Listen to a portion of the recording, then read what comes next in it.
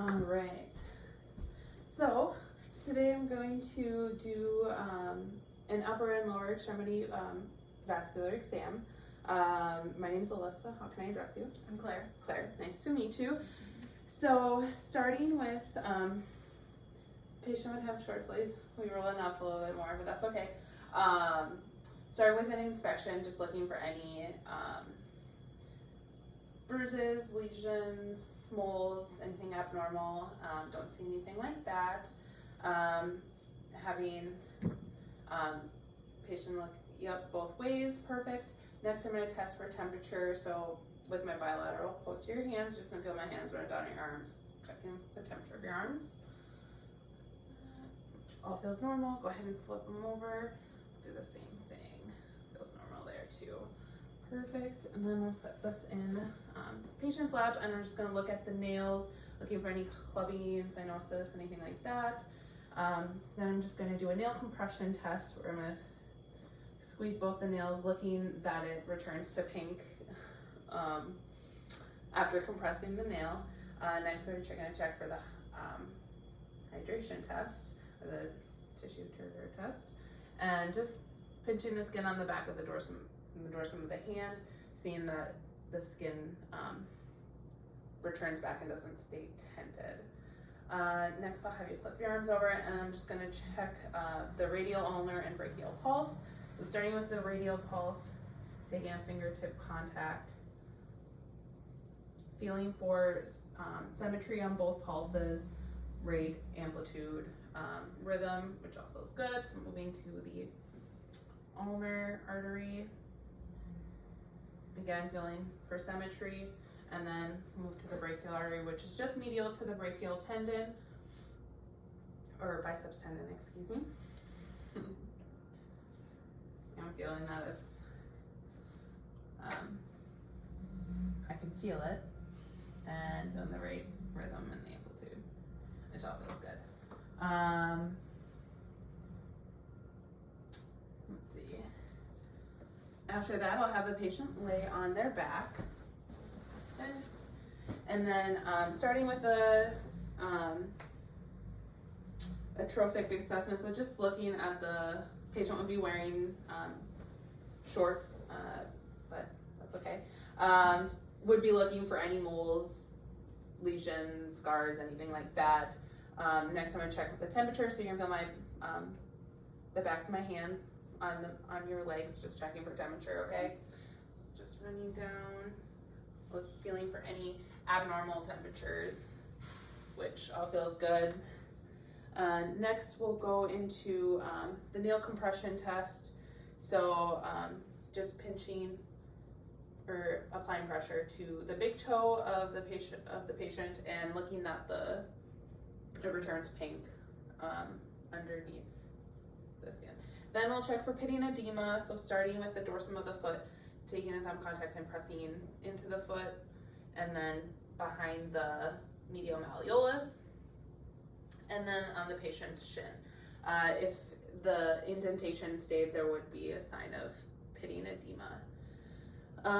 After that, we'll check the pulses. So starting with the dorsalis pedis, so which is just lateral to the extensor hallucis longus muscle, feeling for symmetry on both sides, making sure you can feel it, feeling the rate, rhythm, amplitude. Then going to the, I believe it's posterior tibial artery behind the medial malleolus, feeling for symmetry. Then we'll go to the popliteal artery, so going right behind the knee, having the patient bend their knee, a little lateral, feeling for that, good. And then we'll to the other side, in the popliteal fossa, feeling lateral, good. Then we'll check the femoral. I'll give the patient a barrier here. So patient, I'm gonna feel your femoral artery, so you're gonna feel my hands in front of your hip. Just say, is that okay? That sounds good. Okay. So finding the femoral artery, there it is. So once I feel it, I would feel it bilaterally, checking for symmetry. For video purposes, I'll do one side. Then I'll put my stethoscope on in.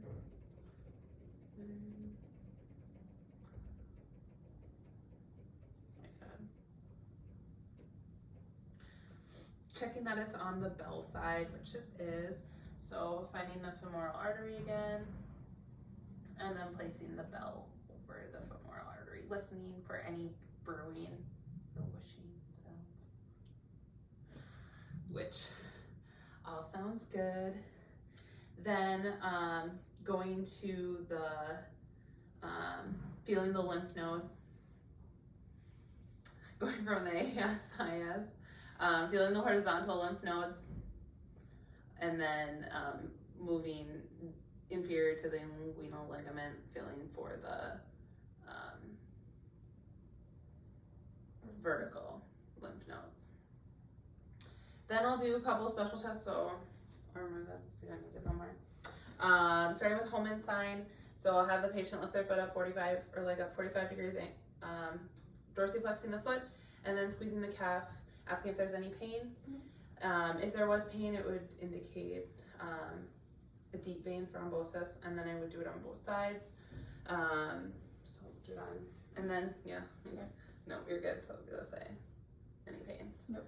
Okay, then we'll do the like elevation test, so I'll have patient lay their feet on top, and then flutter kick, and we do this for about a minute to let the blood flow kind of drain out. Once that occurs, then we'd have the patient go ahead and sit up, and then looking at the feet to make sure they return to their color. So testing the patency of the arteries in the lower extremity. And then while I have the patient seated, I'm going to do the lymph nodes of the upper extremity. So starting with the epitrochlear, so I'm going to bring the patient's arm out and going right between the biceps and the triceps, and feeling if there's enlargement of the lymph node, which there isn't. So if there was, that would indicate some disease and infection. Checking on this side, which is good. Then we'll check the anterior, which is just behind the pectoralis major, getting it down good, and then the lateral, which is on the humerus, apical, which is deep to in the axilla on the top, and then the posterior, which is right in front of the subscap there. And then I would test that, do that on this side as well, which we won't do. Then I'll have the patient stand, and then to finish up the test of the lower extremity.